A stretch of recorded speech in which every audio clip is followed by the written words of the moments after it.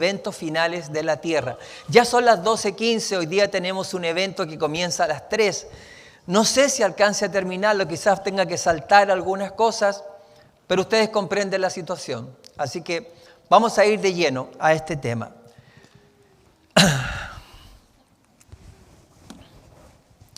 No sé si alcanzan a ver, me parece que quedó muy chiquitos o no. ¿Sí alcanzan a ver o no? Alguien dijo no por ahí, pero más dijeron que sí. Mire, los eventos finales de la tierra van a comenzar, y usted y yo lo sabemos, con la ley dominical. La ley dominical es una ley que va a ser pasada acá primeramente en los Estados Unidos y después va a pasar a todo el mundo. Ahora, la ley dominical es una ley que se va a pasar y esa ley dominical va en contra de la ley de Dios. O sea, por eso es un problema. Porque si la ley de Dios dice que el séptimo día es el día del Señor y es el día que debemos guardar, y los hombres dicen que debemos reposar en el primer día de la semana, entonces tenemos un problema. Aquí lo que está en juego es si nosotros creemos en la ley de Dios o no creemos. Si pensamos que Dios escribió con su propio dedo en tablas de piedra para que después fuera abolida o ya no cuente más, bastante extraño, porque si no las hubiera escrito solamente en papel, como era con la ley ritual. Y esto va a traer, ¿cierto?, la gran división que traerá sobre toda la tierra. Y entonces, junto con la ley dominical, empezará una serie de cosas y también empezará el juicio de los vivos, porque primero empezó el juicio de los muertos, el 22 de octubre de 1844. Y esto lo podemos leer en Apocalipsis 13. Pero junto con el juicio empiezan también junto con la ley dominical, empiezan a caer sobre la tierra los primeros 7 juicios por ir en contra de la ley de Dios. Y esos primeros 7 juicios son las trompetas. Y esto lo encontramos en Apocalipsis 8 y 9. Pero al final de la 7ª trompeta ocurre el cierre de la gracia y el Señor Jesús sale del lugar santísimo y se prepara para venir a la tierra a buscar a su pueblo, mientras caen los últimos 7 juicios, que son las copas de ira. Esto está en Apocalipsis 21, acá está en Apocalipsis 15 y 16. Viene el Señor Jesús y recoge a su pueblo. Y después que lo recoge, el Señor se lo lleva al cielo. ¿Y cuánto tiempo está en el cielo? 1000 años. Ahí está el pueblo de Dios con el Señor 1000 años y ocurre algo, el pueblo de Dios van a estar ahí morando en el cielo y van a ser parte de lo que se llama el juicio adjudicativo. O sea, el Señor les va a explicar a todos los que están en el cielo por qué no llegaron algunos de los que muchos pensaban que tenían que estar ahí. Ahora, ese juicio, queridos hermanos, es solamente para los que entraron en el servicio a Dios. Si nadie aceptó a Dios ni le sirvió de alguna manera, va a entrar en ese juicio. Los que no sirvieron a Dios entrarán solamente en la última faceta, que es el juicio ejecutivo. Y es lo que vamos a hablar un poquito más hoy día. Y después de esos 1000 años, el Señor Jesús regresa a la tierra con la nueva Jerusalén, la ciudad que fue construida en el cielo y es traída de vuelta a la tierra, y adentro vienen todos los salvados con el Señor Jesús y la pone en el mismo lugar de donde el Señor Jesús salió al cielo hace 2000 años atrás, en el Monte de los Olivos.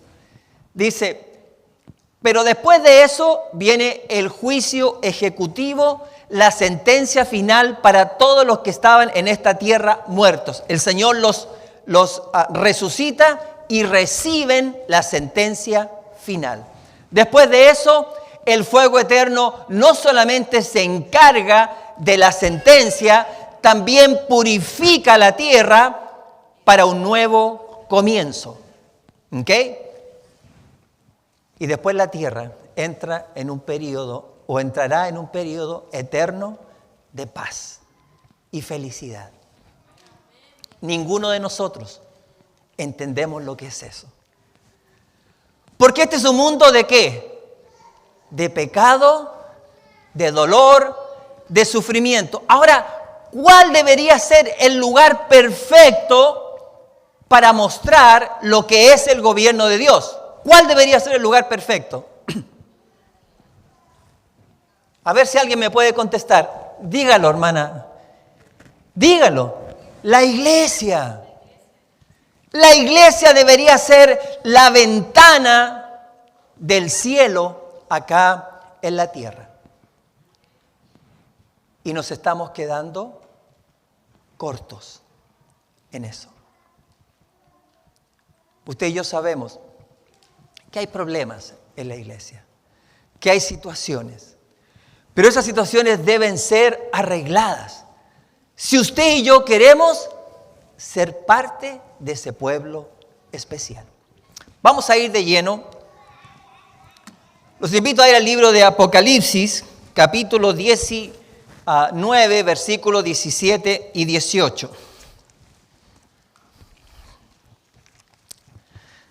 A ver, le explico antes que se me regreso. Puse estas 3 crucecitas acá porque hoy día vamos a hablar principalmente desde la bajada de la Nueva Jerusalén hasta la purificación de la tierra. Este es el proceso que vamos a ver hoy día. Entonces vamos a ir al libro de Apocalipsis, capítulo 19, versículos 17 y 18. Dice así: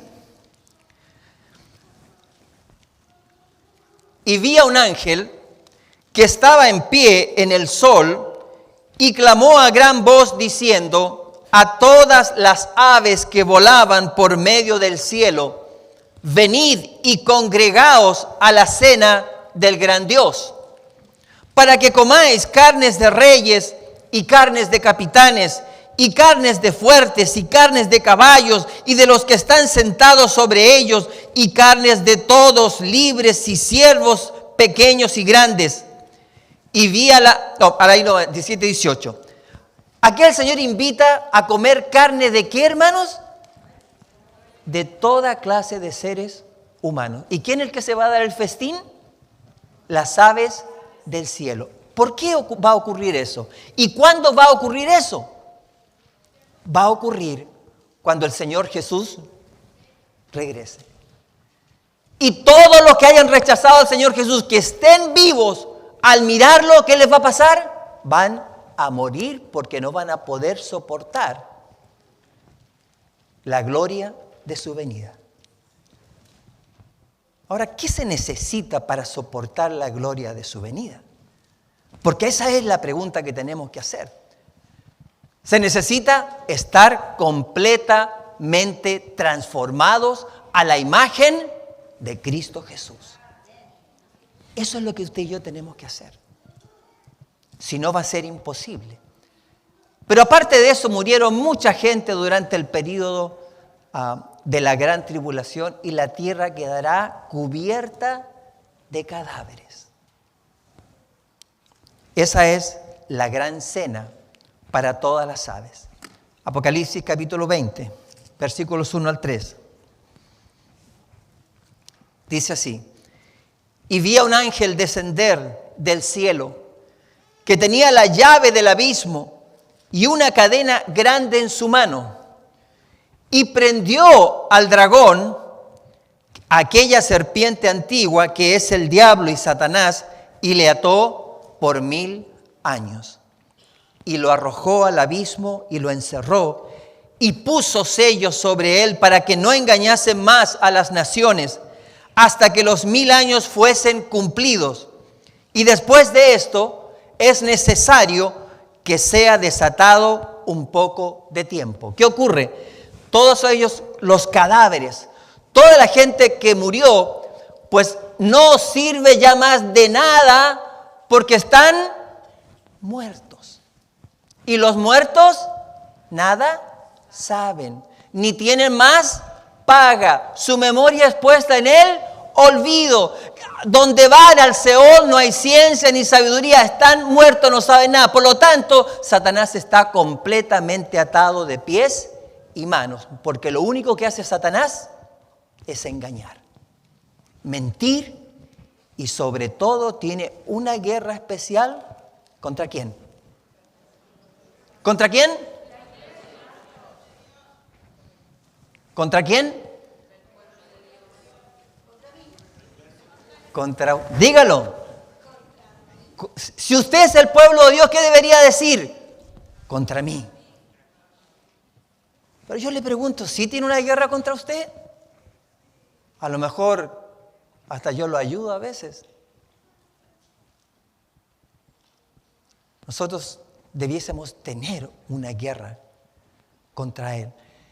Y si verdaderamente Él tiene una guerra contra mí, sabe usted y yo vamos a pasar por dificultades todo el tiempo.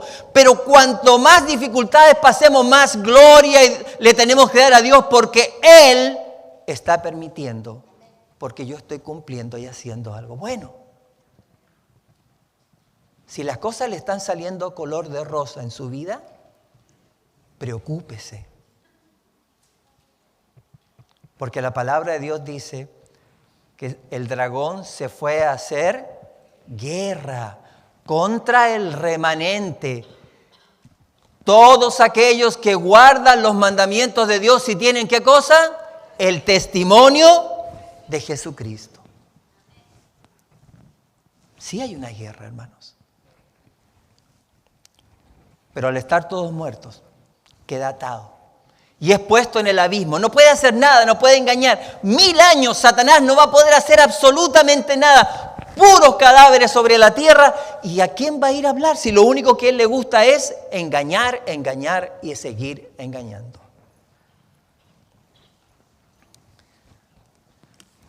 El mismo capítulo, versículos 7 al 9. Y cuando los 1000 años se cumplan o fueren cumplidos, Satanás será suelto de su prisión y saldrá para engañar a las naciones que están los 4 ángulos de la tierra, Gog y Magog, a fin de reunirlos para la batalla, el número de los cuales es como la arena del mar. ¿Cuánto es la arena del mar, hermanos?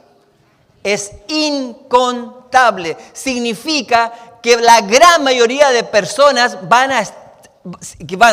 los que se van a perder, van a ser como la arena del mar.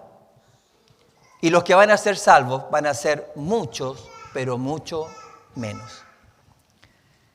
Dice el versículo 9, y subieron sobre la anchura de la tierra y rodearon el campamento de los santos, y después voy a explicar esto, y la ciudad amada, y de Dios descendió fuego del cielo y los devoró. Apocalipsis 21, versículo 2. Y vi un cielo nuevo y una tierra nueva, porque el primer cielo y la primera tierra habían pasado y el mar ya no existía más. Y yo, Juan, vi la santa ciudad, la nueva Jerusalén, que descendía del cielo de Dios, dispuesta como una novia para su marido. Y oí una gran voz del cielo que decía, he aquí el tabernáculo de Dios con los hombres, y Él morará con ellos, y ellos serán su pueblo, y Dios mismo estará con ellos, y será su Dios. ¿Usted sabe lo que significa esto? Significa que Dios se va a cambiar de dirección. ¿Dónde está ahora el Señor? ¿Dónde está Dios? ¿Dónde tiene su morada? En el cielo, en el tercer cielo, allá mora, pero va a cambiar de dirección. Acá lo dice. ¿Dónde va a morar ahora? Aquí en la tierra. Nosotros no hemos llegado a comprender lo que significa esto. ¿Usted sabe lo que significa estar al frente de un Dios que es santo? ¿Usted sabe lo que va a significar que usted y yo ya no vamos a ir a la iglesia porque en ese lugar no habrá iglesia? ¿Alguien me puede decir por qué no habrá iglesia? porque la tierra será la iglesia. Así que a todos los que se aburren en la iglesia, les digo que no nos va a ir muy bien en la nueva tierra. Porque todo lo que se haga se va a hacer como si estuviéramos delante de Dios. Imagínense a ir a adorar a Dios y yo me quedo dormido delante de Él. ¿Les parecería bien eso o no? ¿Perdón? ¿Y acá no tenemos que ser perfectos? Oh, esa es el pensamiento que se está enseñando a todos los adventistas del séptimo día. Somos humanos, así que podemos cometer toda clase de errores. No. Si usted y yo no perfeccionamos lo que somos, aquí nos vamos a quedar. Gracias. Pero es la verdad, es lo que enseña la sierva del Señor y lo que enseña la palabra de Dios. No es lo que enseño yo. Dios quiere un pueblo perfecto, transformado, ¿sí o no? ¿Qué es lo único que vamos a llevar al cielo? El carácter. ¿Y el carácter va a ser transformado en el cielo? No. Aquí lo tenemos que cambiar. Y el carácter significa lo que somos, lo que comemos, lo que vestimos, lo que vivimos, lo que hablamos, cómo nos comportamos, cómo nos tratamos unos a otros. Todo eso es parte del carácter y lo tenemos que empezar a hacer funcionar aquí, en este mundo, porque si no lo hacemos, nos vamos a quedar en este mundo. Y eso es lo que Satanás está tratando de hacer con cada uno de nosotros.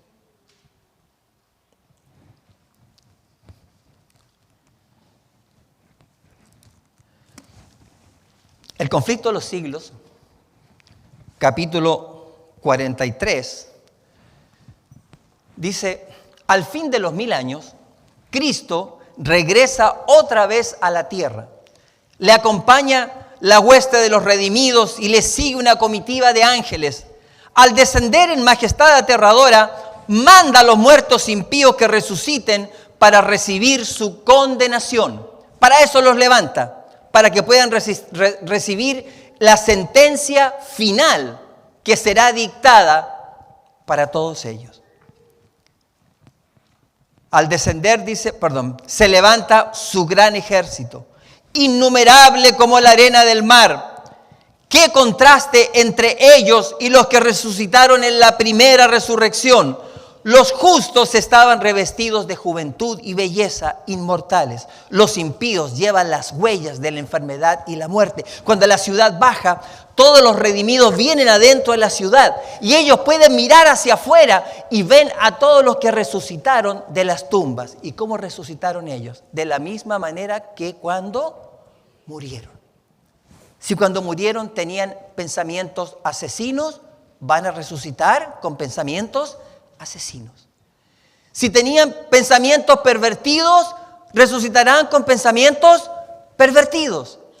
Nada los va a cambiar, porque van a continuar exactamente como cuando fueron a la tumba. Por eso usted y yo, antes de que moramos, tenemos que ser ¿cómo? Transformados. Nuestro carácter tiene que ser transformado. Nuestro cuerpo va a ser cambiado. Sí, tendremos un nuevo cuerpo, pero el cuerpo, querido hermano, no es algo que el Señor le preocupa más que lo que está en nuestro interior. También tenemos que cuidarlo, tenemos que protegerlo, ¿el cuerpo es qué? El templo del Espíritu Santo. ¿Tenemos que cuidar el templo? Claro. ¿Cómo lo cuidamos? Con lo que comemos, con lo que bebemos, con lo que leemos, con lo que entra a través de los sentidos. O sea, es un paquete completo. Pero se nos está enseñando que no, porque vamos a ser transformados y el Señor nos va... No, la transformación que va a hacer el Señor es la física y va a poner este cuerpo de pecado en cuerpo glorificado. Pero el carácter lo tenemos que cambiar aquí, en este mundo. No habrá cambio de carácter en el cielo. Es acá. Dice, los justos estaban revestidos de juventud y belleza. El Señor los cambió. Usted sabe que vamos a ir para allá. Y digo que vamos a ir porque yo quiero ir. Y vamos a llegar allá. ¿Y vamos a estar cuánto tiempo en el cielo? 1000 años. Vamos a ir a la escuela de Cristo en esos 1000 años. El Señor nos va a revelar muchísimas cosas. Nos va a dar a conocer las maravillas de Dios, del plan de redención. Y empezaremos a conocer, a engrandecer, a crecer, a fortalecer muchas cosas que usted y yo no conocemos. Pero también empezaremos a crecer. ¿Qué tipo de crecimiento vamos a tener ahí? Espiritual, pero también un crecimiento físico. Sí, vamos a empezar a crecer físicamente hasta llegar a la altura de Adán y de Jesús. Adán medía el doble que yo y el doble y la mitad más. Y entonces cuando Adán se levante de la tumba en ese día preciso y nos va a mirar a todos los redimidos, ¿cómo nos va a mirar? Uy, ¿qué le pasó a estos? Nosotros tendremos la oportunidad de ir al cielo y empezar a crecer nuevamente a la altura de Cristo. Dice la sierva del Señor, todas las miradas de esa inmensa multitud se vuelven para contemplar la gloria del Hijo de Dios. A una voz, las huestes de los impíos exclaman, bendito el que viene en el nombre del Señor. Los impíos exclaman esto, hermanos. Pero mire lo que dice ella, no es el amor a Jesús lo que les inspira esta exclamación, sino que el poder de la verdad arranca esas palabras de sus labios. Los impíos salen de las tumbas tales como a ellas bajaron, con la misma enemistad hacia Cristo y el mismo espíritu de rebelión. No disponen de un nuevo tiempo de gracia para remediar los defectos de su vida pasada, pues de nada les serviría. Y esto es lo que enseñan los que creen en el rapto secreto. Que dice que el Señor se va a llevar a su pueblo, lo va a raptar, pero acá se va a quedar 1000 años y en esos 1000 años van a tener una nueva oportunidad para ser redimidos. Esto es una mentira. No hay una segunda oportunidad. Y ¿saben una cosa? Aunque la tuvieran, tampoco serían transformados. Porque si no quisieron hacerlo ahora, ¿qué nos hace pensar que lo van a querer después? Entonces, dice, Satanás se prepara para la última tremenda lucha por la supremacía. Mientras estaba despojado de su poder e imposibilitado para hacer su obra de engaño, el príncipe del mal se sentía abatido y desgraciado. Pero cuando resucitan los impíos y ve las grandes multitudes que tiene al lado suyo, sus esperanzas reviven y resuelve no rendirse en el gran conflicto. O sea, Satanás continuaba siendo Satanás.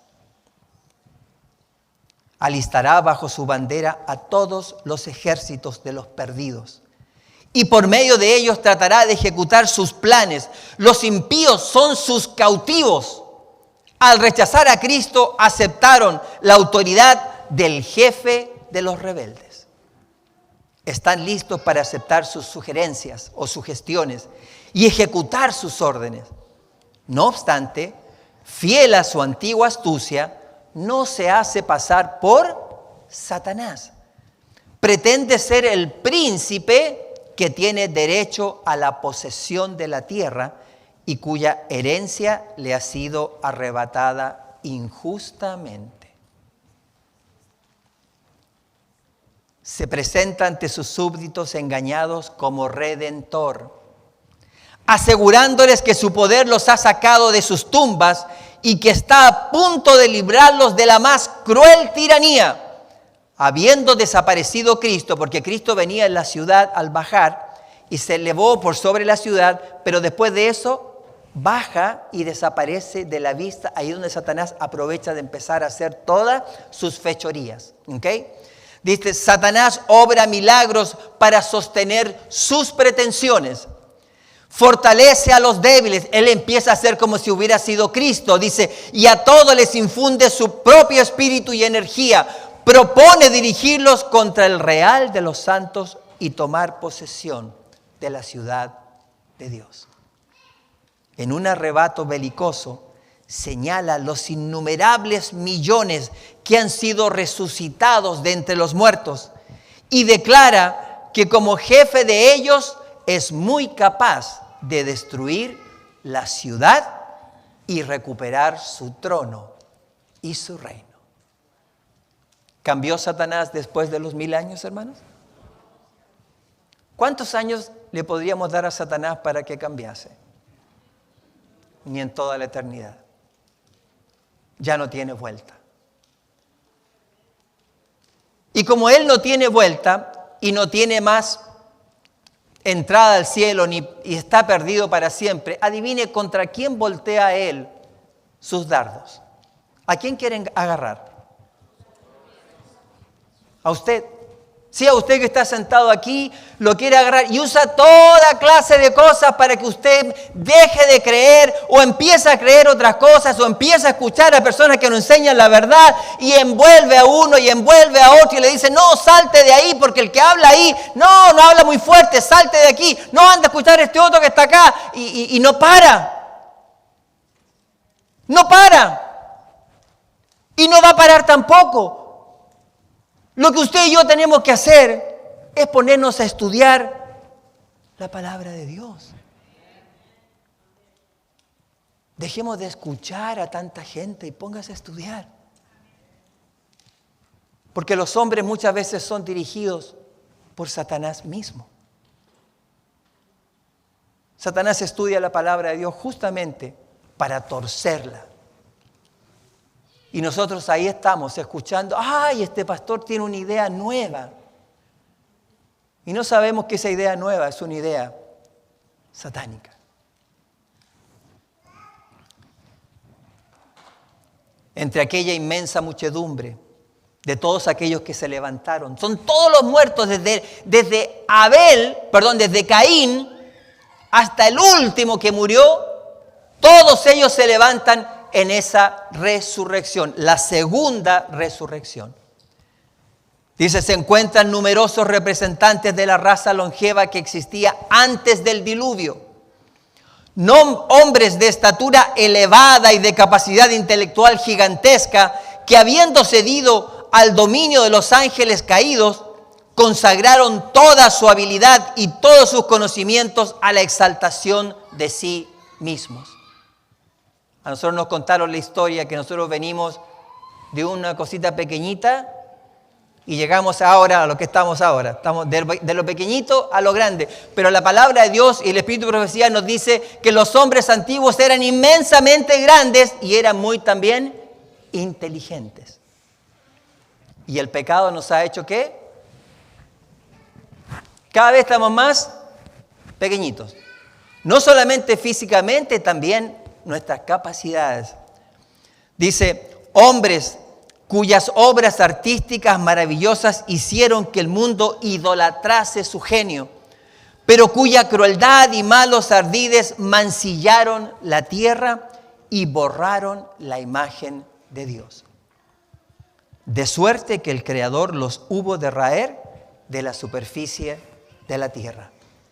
Allí hay reyes y generales que conquistaron naciones, hombres valientes que nunca perdieron una sola batalla, queridos hermanos. Todos esos se van a levantar, dice, guerreros soberbios, ambiciosos, cuya venida hacía temblar a los reinos. La muerte no los cambió. Al salir de la tumba, reasumen el curso de sus pensamientos en el punto mismo en que lo dejaron. Se levantan animados por el mismo deseo de conquista que los dominaba cuando cayeron. Satanás consulta con sus ángeles y luego con esos reyes conquistadores y hombres poderosos consideran la fuerza y el número de los suyos y declaran que el ejército que está dentro de la ciudad es pequeño. Claro, es pequeño en comparación ¿con quién? Con la cantidad que están afuera. Ahora fíjese bien. el Señor los va a resucitar a todos, desde el primer año hasta el último de todos los que rechazaron a Dios. ¿Cuántos van a ser? Hermanos, es incontable. Ahora, si ellos van a rodear la ciudad y el globo es redondo, ¿cómo lo va a hacer Dios? ¿Usted? No va a salir que usted cree que la tierra es plana también. Pues.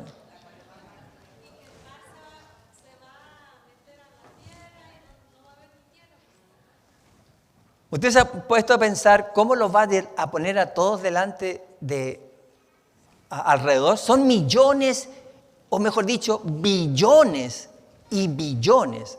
Bueno, lo que yo creo, y esto es algo personal, no es una doctrina, es que primeramente Él va a poner en el lugar, va a ser una planicie tremendamente grande, y Él va a resucitar a todos, de todo el globo terráqueo, todos los va a resucitar en esa área.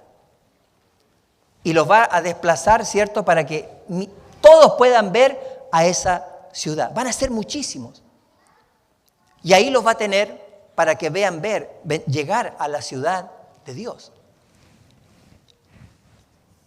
Dice la sierva del Señor, consideran la fuerza y el número de los suyos y declaran que el ejército que está dentro de la ciudad es pequeño comparado con el de ellos y que se les puede vencer. Preparan sus planes para apoderarse de las riquezas y la gloria de la nueva Jerusalén.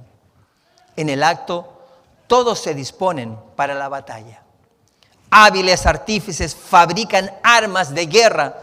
Renombrados caudillos organizan en compañías y divisiones las muchedumbres de guerreros. Al fin se da la orden de marcha y las huestes innumerables se ponen en movimiento. Un ejército cual nunca fue jamás reunido por conquistadores terrenales, ni podría ser igualado por las fuerzas combinadas de todas las edades, desde que empezaron las guerras en la tierra. Satanás, el más poderoso guerrero, marcha al frente. Y sus ángeles unen sus fuerzas para esta batalla final. Hay reyes y guerreros en su comitiva y las multitudes siguen en grandes compañías, cada cual bajo su correspondiente jefe. Con precisión militar, las columnas cerradas avanzan sobre la superficie desgarrada y escabrosa de la tierra, hacia la ciudad de Dios. Por orden de Jesús, se cierran las puertas de la nueva Jerusalén y los ejércitos de Satanás circundan o rodean la ciudad. ¿Qué es lo que quería Satanás, hermanos, y las huestes de él? ¿Qué es lo que quieren? Quieren tomar control de la nueva Jerusalén.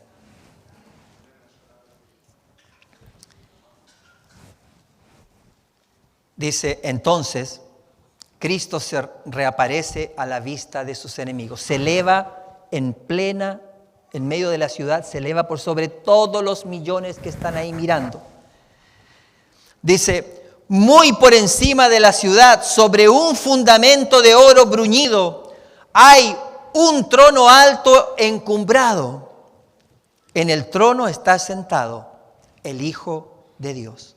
Y en torno suyo están los súbditos de su reino.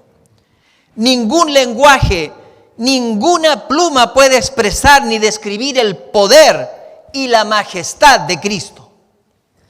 La gloria del Padre eterno envuelve a su Hijo.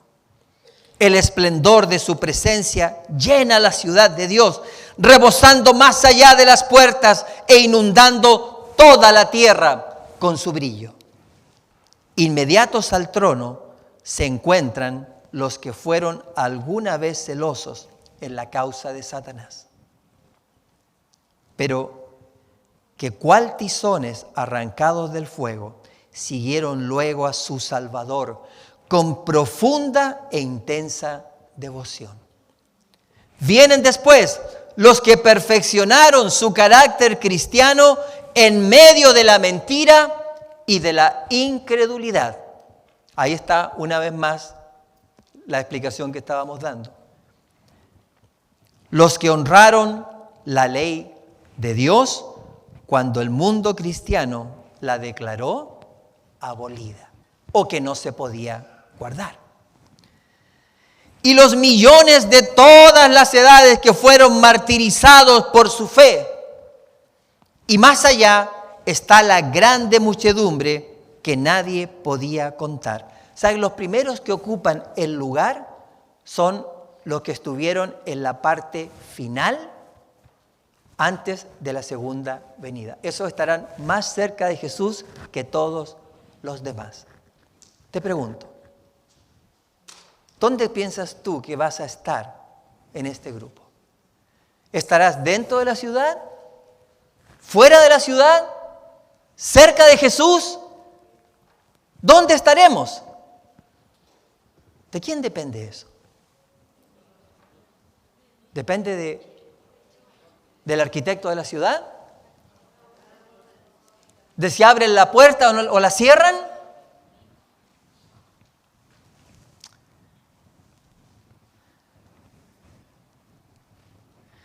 Dice la sierva del Señor: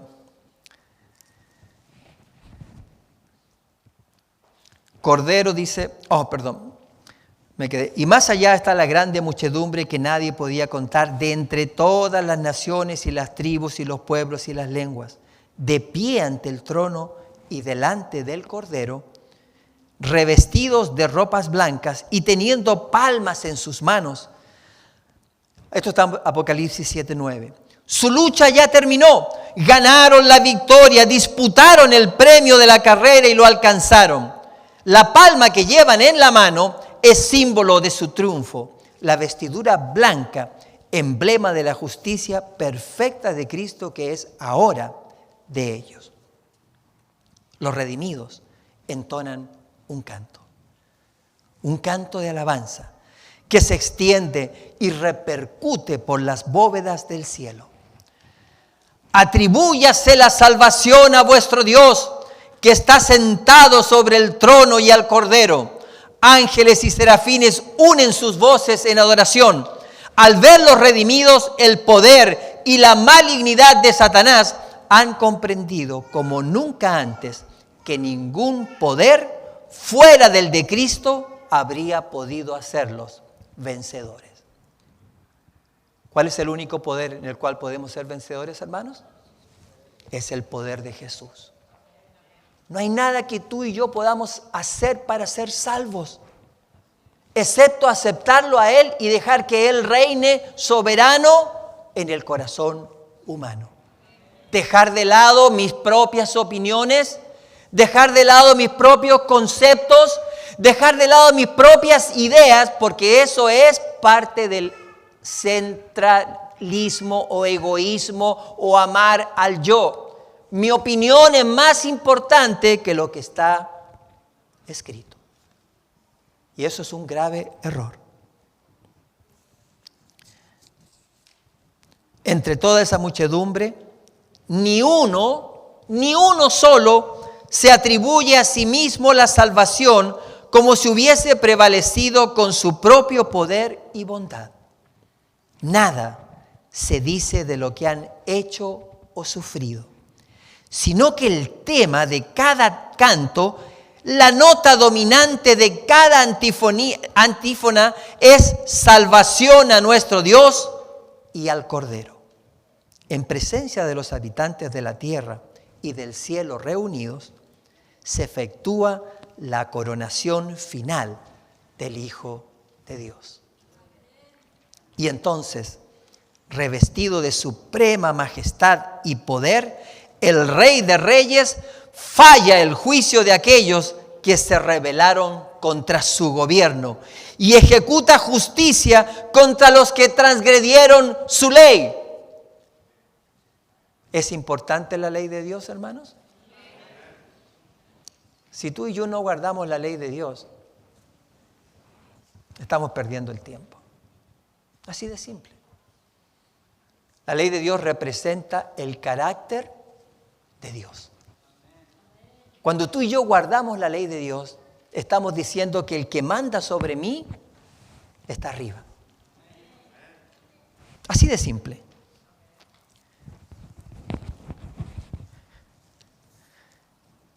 Dice,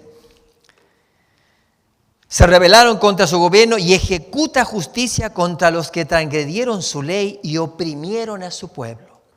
El profeta de Dios dice, vi un gran trono blanco y al que estaba sentado sobre él, de cuya presencia huyó la tierra y el cielo, y no fue hallado ya lugar para ellos. Y vi a los muertos, pequeños y grandes, estar de pie delante del trono. Y abriéronse los libros, abrióse también otro libro que es el libro de la vida. Y los muertos fueron juzgados de acuerdo con las cosas escritas en los libros según sus obras. Apocalipsis 20, 11 y 12. Todos los que estén en ese lugar, queridos hermanos, van a ver con sus propios ojos cómo esas obras que ellos hicieron las van a tener que reconocer delante de Cristo y de los demás seres humanos que se encuentran ahí. Dice, apenas se abren los registros y la mirada de Jesús se dirige hacia todos los impíos. Estos se vuelven conscientes de todos los pecados que cometieron. ¿Quién puede esquivar la mirada de Jesús cuando nos dice, tú que robabas, tú que cometías fornicación, tú que hacías esto y lo otro? ¿Quién va a poder decirle al Señor Jesús, estás mintiendo? Yo nunca hice eso. Todo el mundo va a tener que reconocer. Pero ¿saben? ¿De qué les va a servir a ellos reconocer en ese momento? ¿De qué les va a servir reconocer su pecado? ¿Les va a servir de algo? Nada. ¿Cuándo es que tenemos que reconocer? Hoy.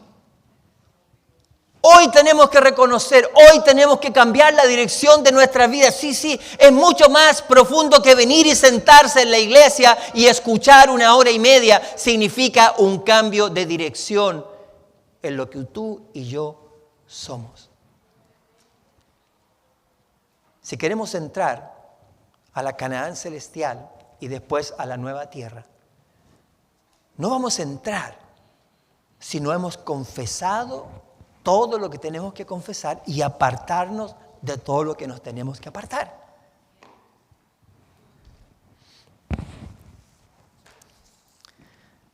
Apenas se abren los registros y la mirada de Jesús, dice, se dirige hacia los impíos.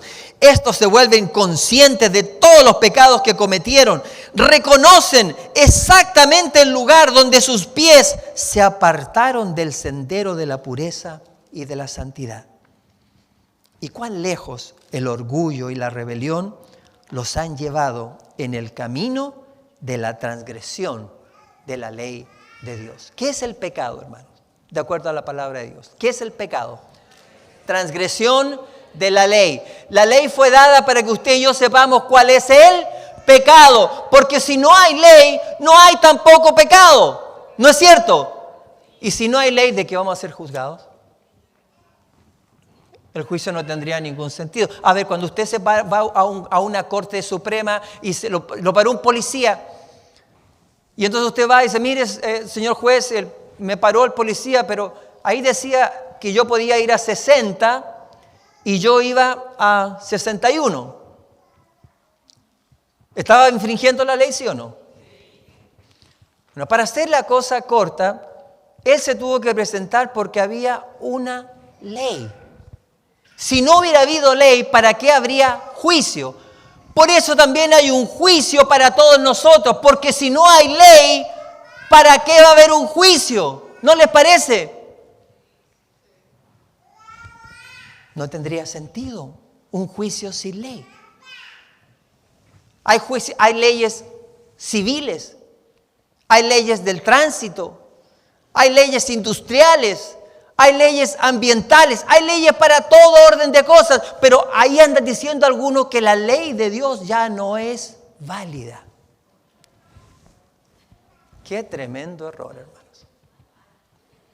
Sí, la ley de los humanos permanece, pero la ley de Dios está abolida.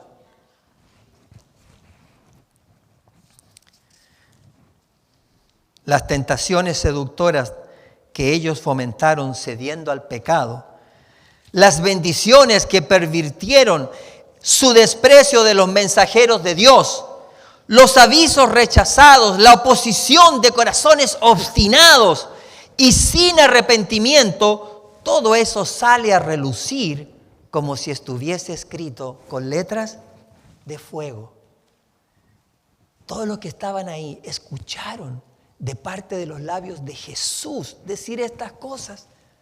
Y todos los que estaban ahí rechazaron la ley y dijeron, no, si ya la ley no vale, lo que tengo que hacer es vivir en libertad y gozarnos. Y total, estamos cubiertos por la gracia. Cuando la misma Biblia dice, ¿acaso la gracia me impide guardar la ley? En ninguna manera. Por encima del trono, dice, se destaca la cruz. Y como en vista panorámica aparecen las escenas de la tentación, la caída de Adán y las fases sucesivas del gran plan de redención. El Señor les pasa una película a todos los que están ahí por encima del trono y les muestra todo lo que Él hizo para alcanzar a cada uno de los seres humanos que están a punto de recibir su sentencia final.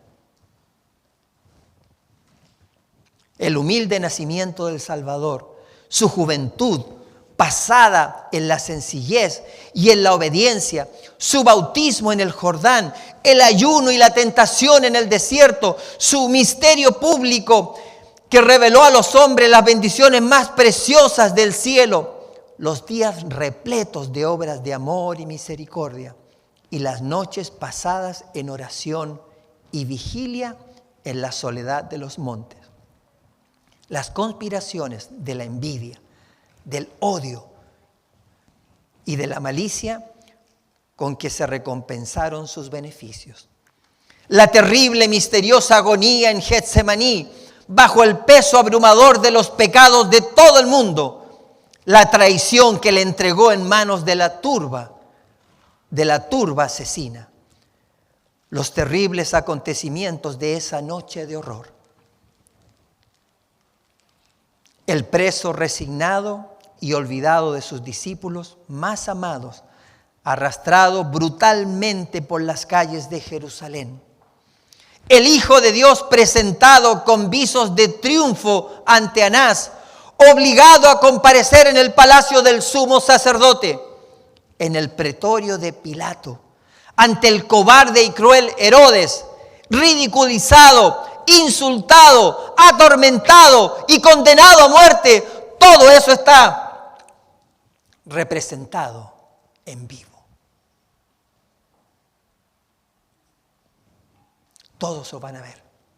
Nadie que esté ahí no verá lo que el Señor hizo por tratar de alcanzarnos. Yo les pregunto a ustedes, hermanos, ¿será que tenemos que llegar a ese momento para recoger nuestro corazón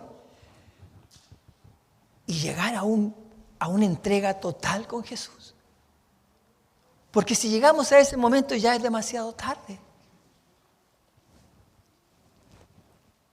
Luego, dice, ante las multitudes agitadas se reproducen las escenas finales. El paciente varón de dolores pisando el sendero del Calvario. El príncipe del cielo colgado de la cruz. Los sacerdotes altaneros y el populacho escarnecedor ridiculizando la agonía de su muerte. La oscuridad sobrenatural cuando estaba en la cruz. ¿Se acuerdan de esa oscuridad? ¿Ustedes saben por qué fue esa oscuridad? ¿Por qué fue?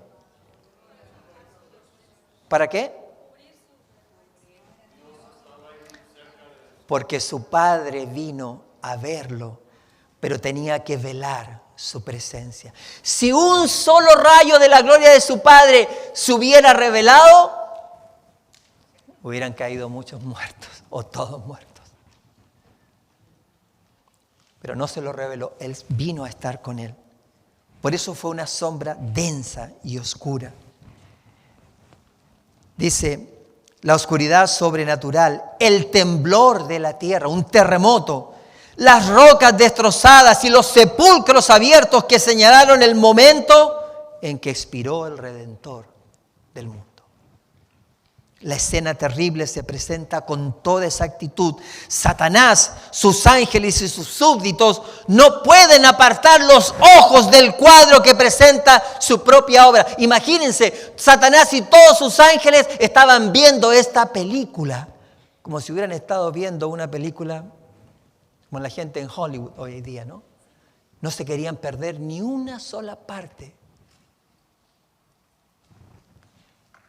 Cada actor recuerda el papel que desempeñó. Herodes, el que mató a los niños inocentes de Belén para hacer morir al rey de Israel. La innoble Herodías, sobre cuya conciencia pesa la sangre de Juan el Bautista.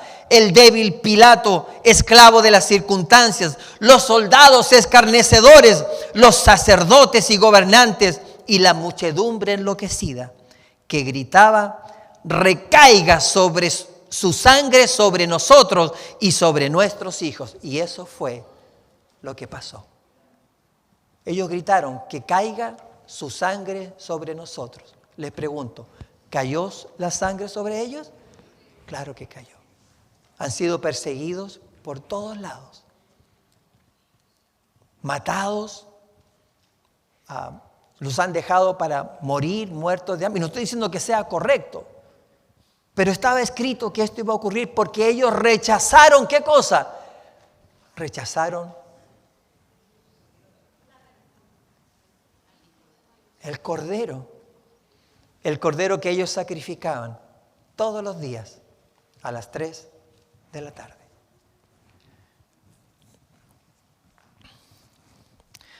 A ver, me voy a saltar un poquitito para llegar ya al final porque ya se me está acabando el tiempo. Dice Satanás, página 790, Satanás ve que su rebelión voluntaria le incapacitó para el cielo. Ejercitó su poder guerreando contra Dios. La pureza, la paz y la armonía del cielo serían para él suprema tortura. Escuche bien. Es una tortura para Satanás las cosas que Dios ofrece, pero también usted y yo podemos estar en ese mismo sentir.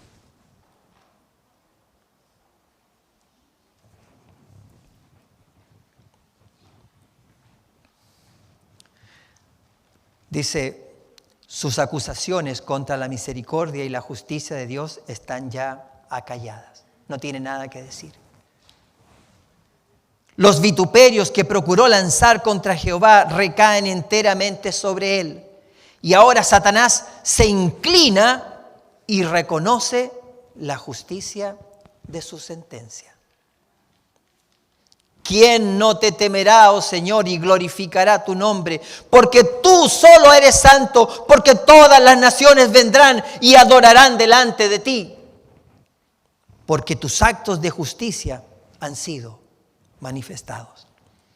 Toda cuestión de verdad y error en la controversia que tanto ha durado ha quedado aclarada. Los resultados de la rebelión y del apartamiento de los estatutos divinos han sido puestos a la vista de todos los seres inteligentes creados.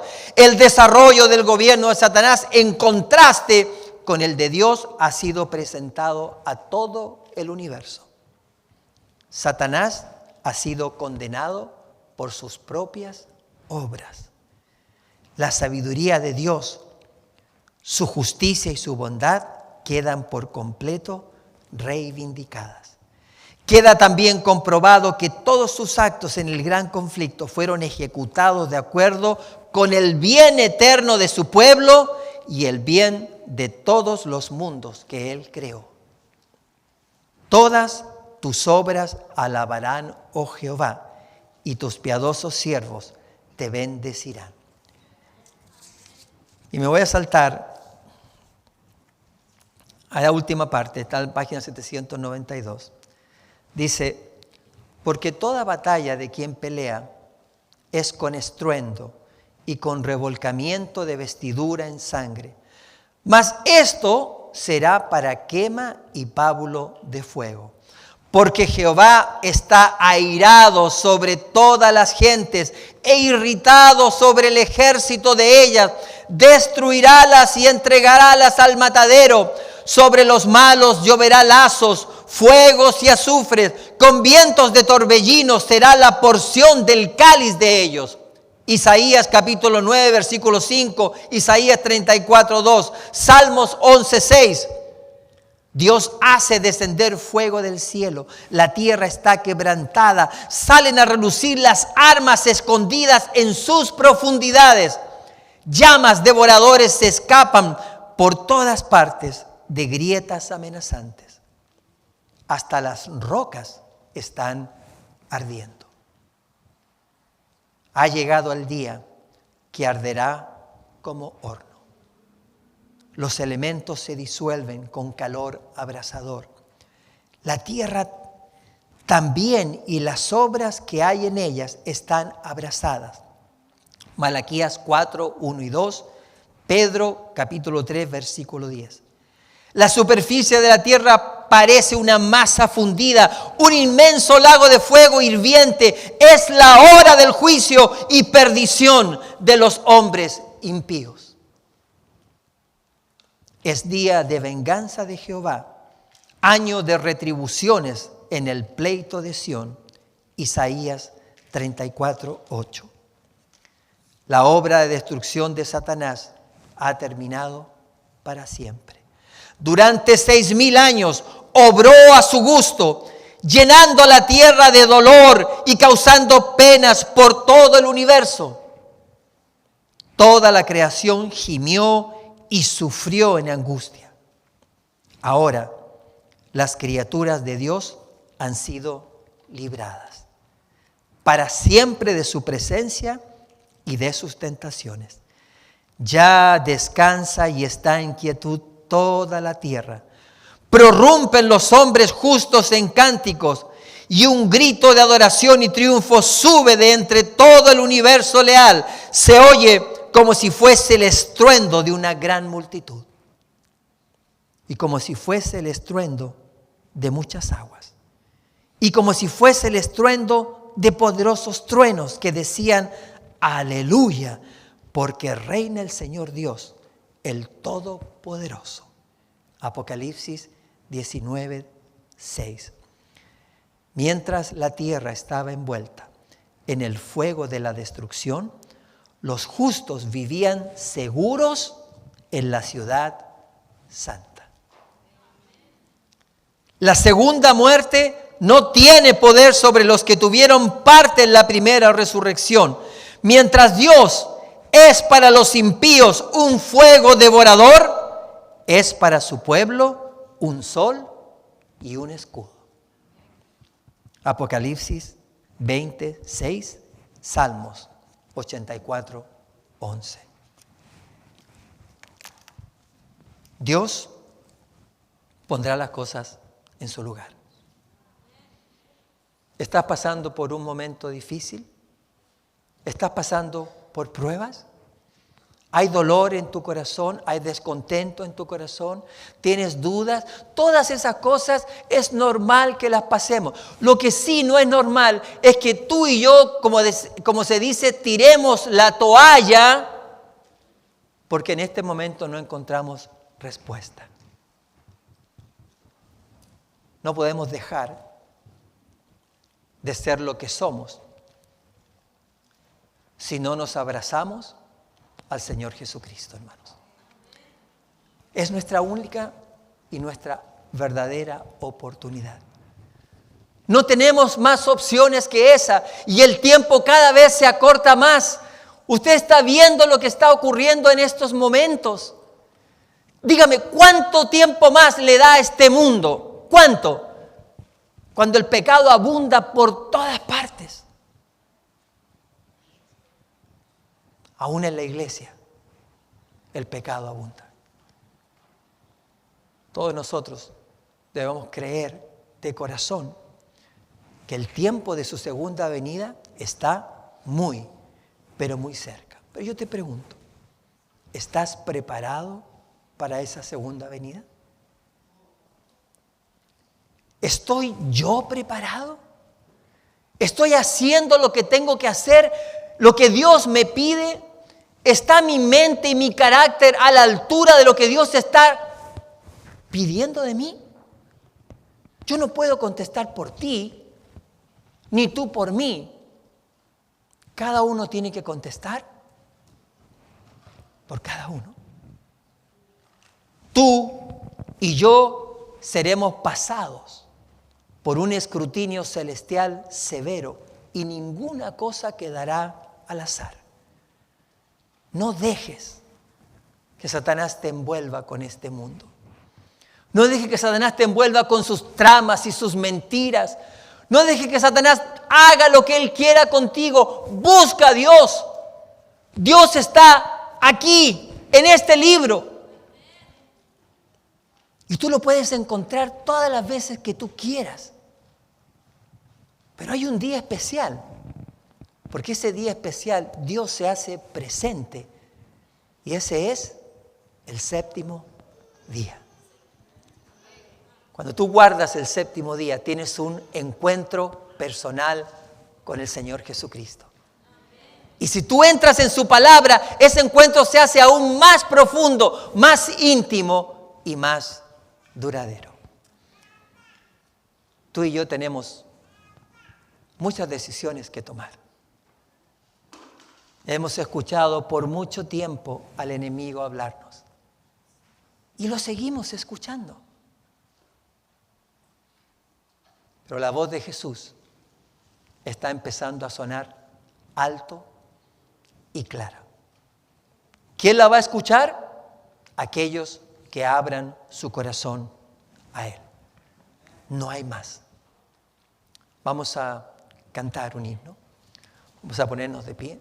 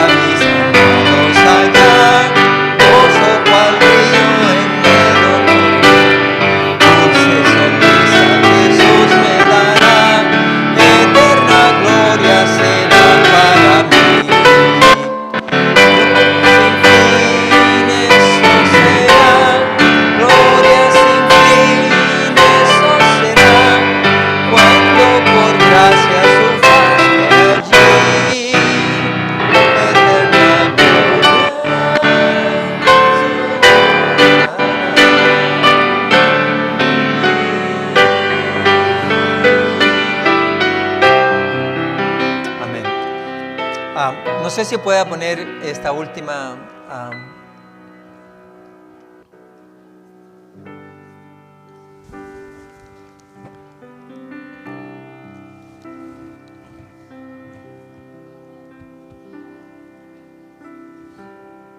Esa.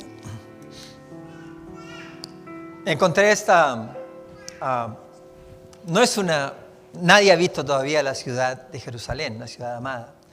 Pero la palabra de Dios describe que tiene muros muy altos y traté de encontrar el tamaño y los estadios. Y hay varios que dan medidas diferentes al respecto de los estadios. Uno dice que van a ser como 126.000 millas, otros dicen que son 500 millas. Al final no sé a cuál de todos creerle. ¿Okay? Y como no soy matemático, no le hago mucho a la matemática, mi cerebro es más de la letra y de humanista, claro.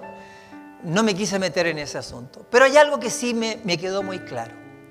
Cuando la ciudad baje, queridos hermanos, y el Señor Jesús se eleve y se produzca esa resurrección de todos los impíos, todos ellos van a rodear la ciudad y van a ver esos tremendos muros. Pero lo que los va a separar de Cristo y los redimidos no son los muros, es nuestro corazón, nuestra mente. Los muros están ahí, pero habrán quedado mucho tiempo antes, y aunque el Señor les diga vengan de nuevo, les aseguro que si entras a ese lugar volverían a hacer las mismas cosas que hacían acá. Por eso es que usted y yo debemos ser ahora transformados por el poder de Dios. Usted y yo debemos sentir que tenemos el derecho de entrar a esa ciudad porque hemos sido lavados por la sangre del Señor Jesucristo y porque nuestras obras así lo ameritan. El Señor lo dice muy claro. Nadie entrará a ese lugar si existe un grado de pecado o de perdición en nosotros. El Señor quiere que todos nosotros seamos salvos, que todos vengamos al arrepentimiento. Pero ¿puede un ser humano lograr eso en ti? No. La decisión es personal. Eres tú, por tu cuenta, que tiene que arreglar esa relación con el Señor Jesús. La palabra de Dios dice en Hebreos capítulo 9 que tenemos tal sumo sacerdote que está sentado a la diestra del Padre. Y si tenemos tal sumo sacerdote, que no solo es sumo sacerdote, también le fue dado todo el juicio, pero también es nuestro abogado. ¿Qué más queremos? ¿Qué más necesitamos? Dios nos lo da todo. Si tú y yo nos perdemos, fue porque tú y yo así lo decidimos. Tenemos un enemigo que trabaja, que destruye, que engaña, que miente, que nos lleva por caminos equivocados y que nos hace pensar incluso que somos justos o que estamos haciendo lo justo delante de Dios.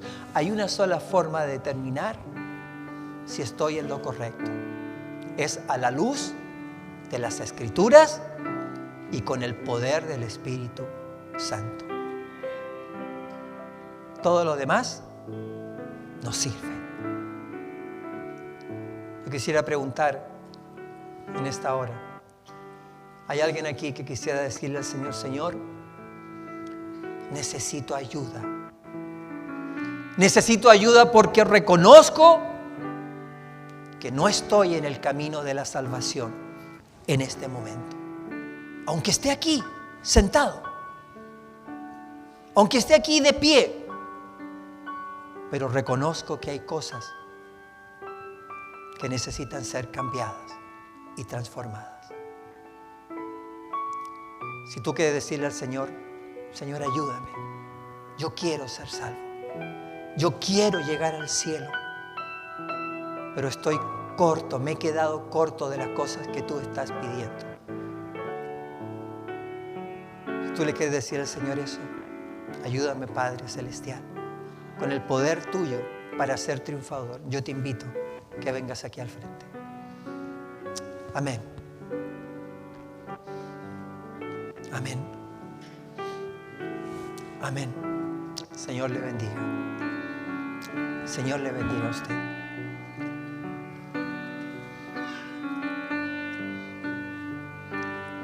Ningún pecado escondido permitirá que seamos salvos, queridos hermanos. Debemos confesar todos nuestros pecados.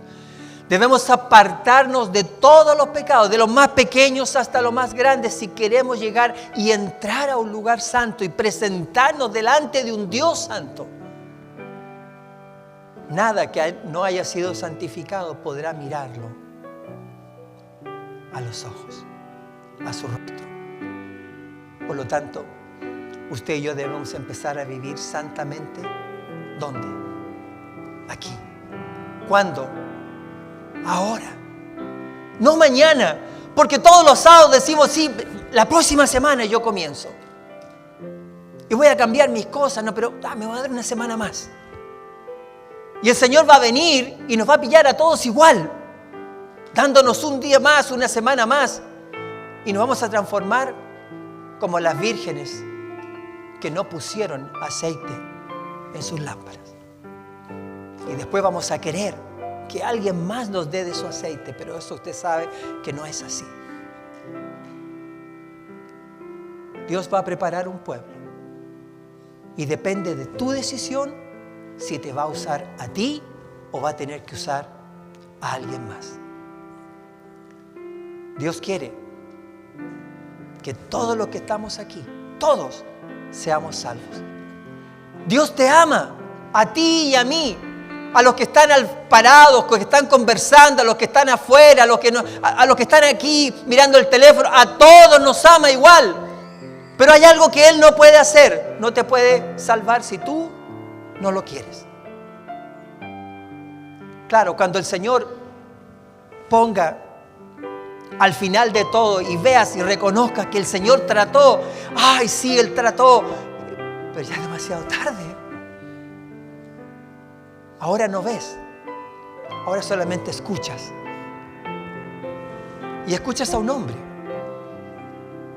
pero este hombre está predicando lo que la palabra de Dios le ha dicho que predique. No dejes pasar más tiempo. Arrodillémonos.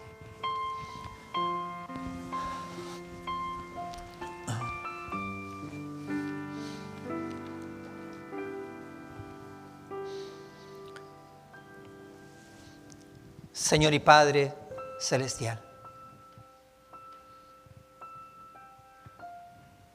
tu pueblo, desde el principio, desde el comienzo de la tierra, siempre ha fallado.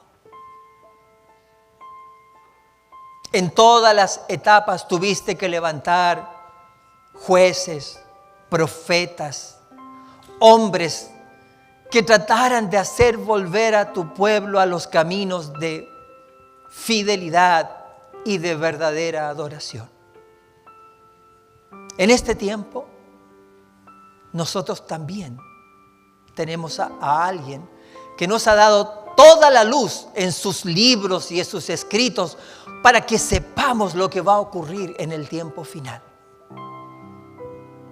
Y no estamos muy lejos de aquellos que se apartaron, que se mofaron de los profetas, que no escuchamos las advertencias, que seguimos creyendo que nos queda tanto tiempo y seguimos arrastrándonos por el polvo del pecado y la perdición. Señor, lava nuestras mentes y nuestros corazones con la sangre preciosa del Señor Jesucristo. Limpia nuestro ser, nuestra alma. Quita de nosotros el deseo por el pecar y pon el deseo por obedecer a Cristo y su ley de amor. Señor, toma cada alma presente, cada persona que está aquí arrodillada delante tuyo. Pon tus manos sanadora, quita todas las cosas que nos están separando de ti, Señor, y llévanos por el camino de la reconciliación en Cristo Jesús. Señor,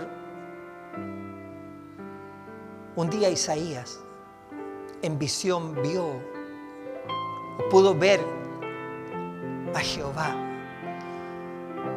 y él exclamó de lo más profundo del corazón que él era inmundo de labios, que no podía ni siquiera estar frente de él.